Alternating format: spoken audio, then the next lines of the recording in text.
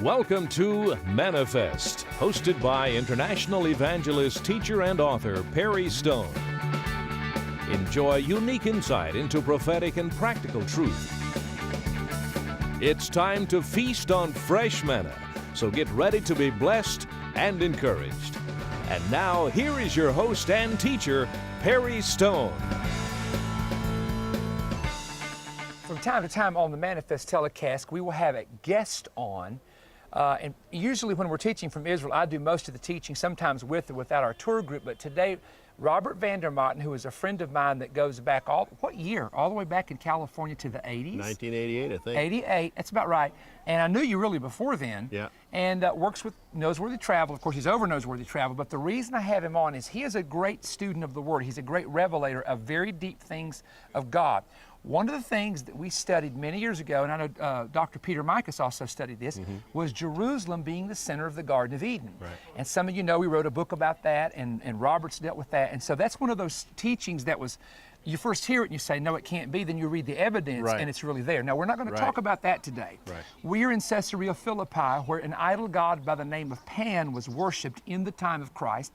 And this is where Christ came when he asked the disciples, who do men say that I am? So I said to Robert, we ought to call this program, Pan is Not I Am. And he's not. And he's not. Now, I want you to stay with Robert. I've asked him, he taught the group here a moment ago, and I'm thinking, wait a minute. People around the world have got to hear the revelation he has and some of the things about this area that will make it come alive. So the next time you read about Caesarea Philippi, you are not going to read it the same. Right. Now, Robert, just kind of look at the camera there, and they'll direct you which camera to go to when the time comes. But you go ahead and start, and I'll interject whenever it's necessary. Anybody who's been here before, you have to ask yourself, why would you come to this place? Why would the Lord bring his disciples to this place? Because this is not an easy journey. You know, if you come all the way from the Galilee, you're about a 2-day walk from this place, and you're walking uphill, so it was a long trek. Why would the Lord bring his disciples to this place, to Caesarea Philippi, to ask the question that was asked in Matthew chapter 16?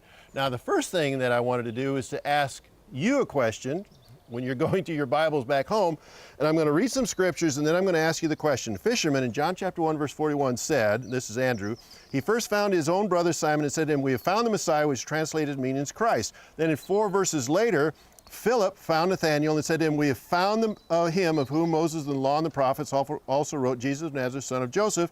The religious leaders in John chapter 1, verses 19 through 21, this is the testimony of John, when the Jews sent him to priests and Levites from Jerusalem to ask him, who are you? And he confessed and did not deny, but confessed, I am not the Christ. So religious leaders were asking the questions, and the crowds were asking the questions, are you the Messiah? So